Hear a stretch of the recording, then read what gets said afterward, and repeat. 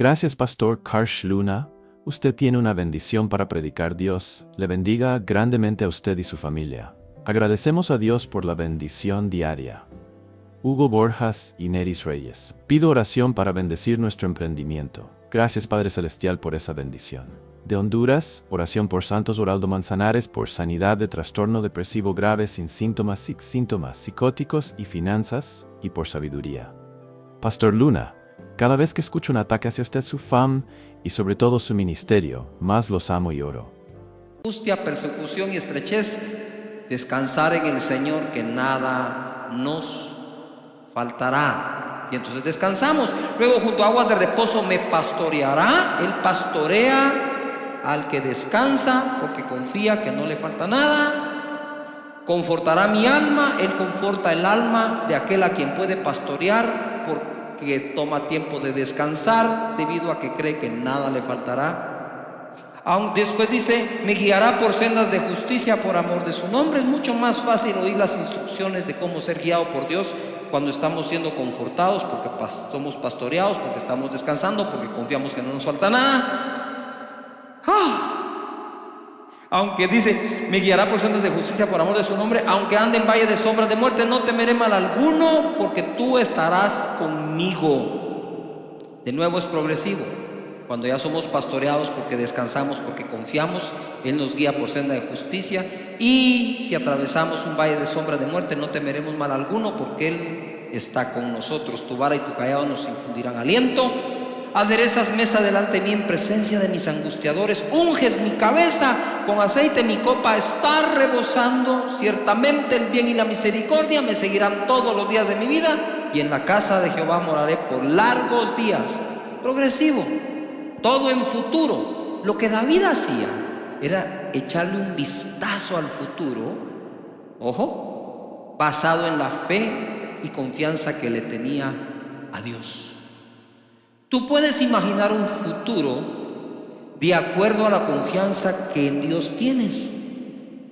No me va a faltar. La escritura no dice, Jehová es mi pastor, nada me faltará mientras tenga trabajo, me den aumento, el salario alcance. Entonces, ¿en qué quedamos? Nada nos faltará porque Él es nuestro pastor, punto. Y luego va progresando el salmo y le echa un vistazo, dice, incluso considera, mira, David era un hombre de tanta fe, está entre los héroes de la fe en Hebreos 11, sin embargo él está considerando un futuro aún peligroso y se está anticipando a ese futuro con un buen vistazo, diciendo, aún si yo ando, pueda caminar en un valle de muerte, no temeré mal alguno, porque tu vara y tu cayado me infundirán ¿qué? Aliento. Aún si yo camino ahí, Dios estará con nosotros. La fe, dice la escritura, es por el oír, y el oír por la palabra de Dios. Nosotros decidimos enfrentar lo que estamos viviendo con fe, decidimos enfrentarlo con pesimismo, optimismo, con buen ánimo, con unidad familiar, solos. Esas son decisiones que nosotros vamos tomando. Pero definitivamente el oído es vital. El oído es vital. Por aquí se contagia uno de miedo, temor, duda, angustia, ansiedad. Por aquí. Por eso dice la escritura, las malas conversaciones corrompen buenas costumbres. En Mateo capítulo 13, verso 18, hoy me voy a ir a lo básico. Ya saben que eso es lo que me agrada y creo que es fruto de la oración de pedirle a Dios, Señor, dame una palabra para la vida de cada persona, para que cuando salgan de su casa o regresen tengan algo que practicar de tu palabra. Y la parábola del sembrador fue la primera que Jesús habló y dijo, si no entienden esta parábola, ¿cómo van a poder entender el resto? Y es muy sencilla, pero a la vez profunda. En el verso 18, Mateo 13 dice, oíd pues vosotros la parábola del sembrador. Cuando alguno oye la palabra del reino y no la entiende, viene el malo y arrebata lo que fue sembrado en su corazón. Este es el que fue sembrado junto al camino. Cuando hablamos de que la palabra fue sembrada junto al camino, dice la parábola que vienen las aves del cielo y roban la semilla o la palabra. Y entonces él explica acá. Lo que ocurre, la interpretación de esto es que cuando alguien no le entiende, entonces viene el malo y la arrebata. Orando, por todos ustedes y por su servidor, obviamente, aquí en esta escritura me encuentro que la palabra de no entender la escritura, ahí hay un truco escondido que el enemigo puede aprovechar. Tener la esencia de lo que se nos enseña es tener entendimiento de lo que estamos aprendiendo. Y el original dice, es poner dos combatientes hostiles juntos. Alguien va a ganar. Entonces está la capacidad de entender de acuerdo a lo que Dios quiere decir. Y cuando dice no entender o no la entendemos, no se refiere que no entendiste nada, sino que entendiste mal. Quiero de nuevo, entendiste mal, el maligno. Él sembró otro entendimiento. Y es así como se roba la palabra o el entendimiento de lo que venía de parte de Dios para tu vida. El enemigo roba la palabra por medio de darnos otro entendimiento. Él no desea evitar la renovación de nuestro entendimiento, sino darnos otro para que seamos transformados, pero no de manera que experimentemos la voluntad de Dios, sino opuesta a eso. Eso es lo que el enemigo va a tratar de hacer. Por lo tanto, tenemos que cuidar cómo escuchamos y cómo entendemos la palabra del Señor. Por ejemplo, la Biblia dice que la voluntad de Dios es buena, agradable y perfecta. Eso viene por la renovación de nuestro entendimiento para experimentar esa voluntad buena, agradable y perfecta. Entonces la gente viene y dice, no, es que lo que me pasa. Y entonces no tienes el entendimiento que las Escrituras te ofrecen, sino el entendimiento que alguien más te está ofreciendo. Dios es bueno, Dios tiene misericordia todos los días de nuestra vida. Entonces en la parábola lo que tenemos que evitar primero es que entendamos de una forma equivocada lo que el Señor nos quiere decir y bendecir. Persecución por lo que crees. 20, verso 20. Y el que fue sembrado en pedregales, este es el que oye la palabra y al momento la recibe con gozo. Tiene un pico de emoción, de gozo impresionante, pero no tiene raíz en sí, sino que es de corta duración. Pues al venir la aflicción o la persecución por causa de la palabra, luego tropieza. Ojo, cuando la Escritura dice que es de corta duración, aquí lo voy a ampliar un poco más a la vida. Existen personas que son de corta duración en todo lo que hacen. Siempre están cambiando lo que hacen. Todo les dura muy poco tiempo. Como decía mi mamá, mira, Cash, me decía él, no seas arranque de macho y parada de mula, me decía. Es decir, arranca como caballo de carrera y cuando para se siembra, que no hay quien lo mueva. Y entonces ella también me decía, ay, mira, Cash, tenés que aprender a no ser 14 oficios o 7 oficios, 14 necesidades. Esos proverbios me fueron penetrando poco a poco a mi mente y dándome a mi entendimiento cosas que me sirven para vivir el día de hoy. Entonces las personas que suelen sobreemocionarse positivamente, también suelen afligirse y entrar en temor con la misma intensidad que se gozaron, perdiendo así algo que habían ganado. ¿Y por qué estoy enseñando esto? Porque creo que por el Espíritu de Dios puedo ver cómo, debido a todo lo que pasa en esta crisis, hay mucho altibajo emocional. Un día estás, wow, mañana salimos, otro día, ay, ya volvieron a decir tal cosa. Y ahora nos dijeron y ahora nos dicen otra. Y eso va drenando nuestras emociones. Y mire, eso trae un cansancio y trae una fatiga que es difícil soportarla. A mí me pasa, por eso te estoy predicando esto, porque a mí me pasa también, y esta es la palabra que me ha dado para que me pase menos o pueda yo sobreponerme a esto. Estas son aquellas personas que cuando todo va bien, ellos están bien. Te repito de otra forma, son aquellos que están bien cuando todo va bien. Están mal cuando las cosas van mal. Todo estará bien mientras les vaya bien. Estos tropiezan, dice la Escritura, es decir, cambian su caminar y aún su destino por miedo. Corta duración. Has leído 3 capítulos de 15 libros, pero ni uno entero. Corta duración. Los proyectos nos van a gustar si son en corto, no en largo. Entonces, cuando soy una persona dada a la corta duración, y luego entonces me emociono cuando recibo la palabra de Dios, pero le aplico la misma conducta de mi carácter. Le aplico a la Escritura la misma conducta diciendo, wow, sí, gloria a Dios, aleluya, y para abajo otra vez. Entonces hay que componer el oído para entender, hay que componer el carácter también en nuestra vida para tener una mejor tierra para la palabra que Dios nos está dando. Esta palabra de Dios, según Hebreos 4:12, dice que es así, porque la palabra de Dios es viva y eficaz y más penetrante o cortante que toda espada de 2 filos, ojo, y penetra hasta partir el alma, donde están todas las emociones, y el espíritu, que es el que se conecta con Dios, las coyunturas y los tuétanos, y discierne los pensamientos y las intenciones del corazón. La palabra que Dios te quiere dar constantemente está viva, tiene vida, está viva y es eficaz, es eficiente, es algo que me va a hacer lograr algo bien hecho. Esta palabra, según Mateo 13:22, dice, el que fue sembrado, este es la tercera tipo de tierra, entre espinos, este es el que oye la palabra, todo la oye, pero el afán de este siglo, el afán de este siglo y el engaño de las riquezas ahogan la palabra y se hace infructuosa.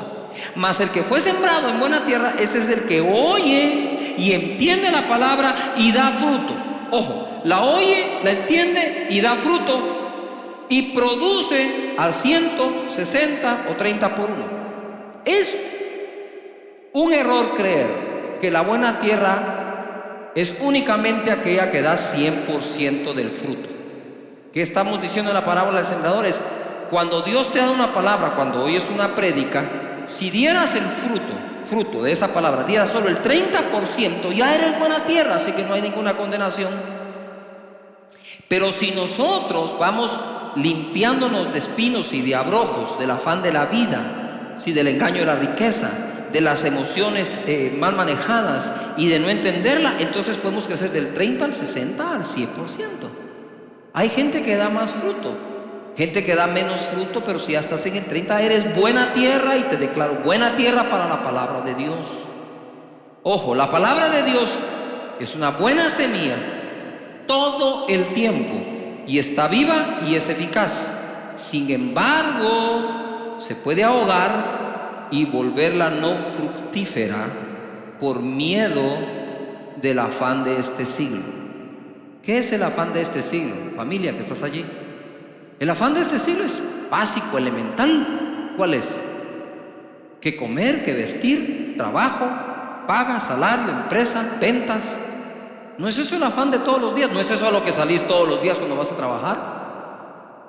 Y luego a veces se nos acusan a las personas que queremos enseñarles cómo a través de la palabra de Dios les va bien ahí. Cuando, si no puedo llevar la palabra de Dios a mi trabajo y a la familia, ¿a dónde la puedo llevar? Entonces, lo que quiero decirte en esta oportunidad es que si tengo resuelto el problema del afán por la vida, no el ingreso mensual para la vida, sino el afán de la vida. Porque la palabra no dice que la palabra sembrada en ti se ahoga por un bajo salario, o por mucho salario, o por mucho ingreso, poco ingreso. Dice aquí, se ahoga, la palabra que está viva se ahoga, es decir, se hunde hasta que queda sin respiración y muere. Eso se ahoga si yo tengo afán por la vida. Entonces, de lo primero que tengo que aprender en las Escrituras para poder dar fruto de toda palabra que me siembran es que no me debo afanar por la vida. Eso no quiere decir que eres un irresponsable, sino que en donde trabajas confiando que si eso no alcanza, de eso no depende Dios para que Él te bendiga, sino de tu fe. de cómo le crees al Señor. Me mandó un chat un amigo que normalmente me está dando palabras de ánimo, me envía palabras de ánimo, pero esta vez me dice: pastor, gracias por su palabra cuando empezó y cuando enseñó que nada me faltará. Cuando nos dijeron que teníamos cuarentena y encima de eso un toque de queda de 12 horas, me agarró sin ahorro, sin efectivo y la refrigeradora vacía. Me sentí morir. Sin embargo, le creí a Dios y no me ha faltado nada. De nada. Tocan a su puerta, gente que no lo conoce, gente que no sabe por qué está pasando. Dice: mire, sentimos los vecinos traerle esto, aquí está. ¡Wow! ¿Cómo lo saben? Dios hablando a las personas. Entonces, si nosotros logramos quitar el afán de la vida, quitamos lo que ahoga la buena semilla de Dios. Y aquellos que en Él confían siempre son las personas que más crecen en el Señor, porque no hay nada que ahogue la palabra. En Romanos capítulo 8, verso 31, hay un verso, este verso a mí me parte el corazón, porque es el amor de Dios expresado de una manera inmensa. Si Dios nos da lo más grande, ¿no nos dará lo demás? Es una pregunta, ¿no nos dará lo demás? ¿Quién pues, dice, perdón, en verso 31, ¿qué pues diremos a esto? Si Dios es por nosotros, ¿quién contra nosotros? Uy, ese verso lo repetimos a cada rato, sobre todo cuando estamos en angustia. Si Dios por nosotros, ¿quién contra nosotros? El que no escatimó ni a su propio Hijo, sino que lo entregó por todos nosotros, ¿cómo no nos dará también con Él todas las cosas? Tenía yo en mi casa, cuando estábamos recién casados con Sonia, he contado esto. Estaba mi casa, estaban mis vecinos de frente, amigos, y los de lado, y había un perro callejero, perdón, pero así se llamaba, no quiero hacer alusión a nadie, Bobby. Y Bobby era un perro de fe, digo yo, porque cuando hacía frío, el perro escogía bajo qué motor de carro dormir, y siempre escogía el que recién acababa de llegar, porque está calientito. Entonces Bobby dormía en la casa de nosotros, en la de frente, en el lado. Pero Bobby, a diferencia de otras mascotas que comen una vez al día, Bobby comía 3 veces al día, porque lo alimentábamos nosotros, los vecinos de enfrente y los de lado. Lo más divertido es que cuando llegaba el tiempo de la vacunación, si no nos comunicábamos entre los 3, lo vacunábamos nosotros, los de enfrente y los de lado. ¿No tenía casa o tenía 3? No trabajaba. Y un día yo voy saliendo a la calle cargado, afanado, para ir a conseguir el sustento del día, del mes. Y Bobby está parado frente a mi casa. Yo me hacía para acá, el perro se hacía para allá, como que el perro no me quería dejar salir. Y decía: pero Bobby, hacete un lado. Y hasta que oí la voz de Dios: si le doy de comer a Bobby, ¿no te voy a dar de comer a ti? Yo empecé a llorar. Dije: Señor, perdóname por esta falta de confianza. Si cuido a Bobby y aún para que lo vacunen, ¿no te tendré sano y saludable a ti? Y eso es lo que Dios te dice hoy. Nosotros podemos. Quiero leer texto en Hebreos capítulo 11 en adelante, y le titulé yo aquí: si ellos pudieron, podremos nosotros. Dice el verso 1: es pues la fe, la certeza de lo que se espera, la convicción de lo que no se ve, porque por ella alcanzaron buen testimonio los antiguos. Por la fe entendemos haber sido constituido el universo por la palabra de Dios, de modo que lo que se ve fue hecho de lo que no se veía. Y ahora les voy a dar un listado. Ustedes lo revisan en casa, lo estudian con toda su familia, esto va a estar muy bonito. Verso 4: por la fe Abel ofreció a Dios más excelente sacrificio que Caín. Paréntesis: ustedes saben que la primera obra de fe que registra la Biblia entera fue la ofrenda de Abel. Y por eso él alcanzó mejor testimonio que su propio Caín, que lo llegó a matar de envidia. 5: por la fe Enoc fue traspuesto para no ver muerte. 7: por la fe Noé, cuando fue advertido por Dios acerca de cosas que aún no se veían, etc. Entonces, por la fe Abel, por la fe Enoc, por la fe Noé. Verso 8: por la fe Abraham, Siendo llamado, obedeció para salir del lugar que había de recibir como herencia y salió sin saber a dónde iba. Por la fe habitó como extranjero en la tierra prometida, como en tierra ajena, morando en tiendas con Isaac y Jacob, coherederos de la misma promesa. Por la fe, verso 11, Sara concibió siendo estéril. Verso 20, por la fe bendijo Isaac a Jacob y a Esaú respecto a cosas venideras. Verso 21, por la fe Jacob. Verso 22, por la fe José. Verso 23, por la fe Moisés. Verso 30, por la fe cayeron los muros de Jericó después de rodearlos 7 días. Por la fe Rahab. Verso 32, ¿y qué más digo? Porque el tiempo me faltaría contando de: por la fe Gedeón, por la fe Barak, por la fe Sansón, por la fe Jefté, por la fe David, así por la fe Samuel y por la fe todos los profetas. ¿Quiere que le presente otra fórmula? No funciona otra fórmula. La fórmula que funciona es por la fe. Y por la fe Esteban, y por la fe Raúl, y por la fe Andrea, y por la fe María, y por la fe tú. Por la fe tú. Dice la escritura en el verso 33, mire lo que lograron por la fe, todos. O sea, más, como dicen en mi tierra, más claro no canta un gallo, pues. Ya está claro cómo es. Verso 33, que por fe, ¿por qué? Por fe, así es, por fe. Certeza de lo que se espera, convicción de lo que no se ve. Y estamos en medio de una situación mundial en donde tenemos que caminar por fe, no haciendo caso a lo que vemos, sino a aquello que Dios ha prometido. Por la fe conquistaron reinos, hicieron justicia, alcanzaron promesas, taparon boca de leones, apagaron fuegos impetuosos, evitaron filo de espada, sacaron fuerza de debilidad, se hicieron fuertes en batallas, pusieron en fuga a ejércitos extranjeros. Las mujeres recibieron sus muertos mediante resurrección, mas otros fueron atormentados, no aceptando el rescate, a fin de obtener mejor resurrección. 36. Otros experimentaron vituperios y azotes, y a más de esto, prisiones y cárceles. Fueron apedreados, aserrados, puestos a prueba, muertos a filo de espada. Anduvieron de acá para allá, cubiertos de pieles de ovejas y de cabras, pobres, angustiados, maltratados. 38, de los cuales el mundo no era digno. Y cuando tú ves la cantidad de personas que están acá, ninguno de ellos fue perfecto. No fue precisamente, como decimos, el santo de nuestra devoción, pero fueron agradables delante de Dios y alcanzaron buen testimonio porque a Dios le creyeron.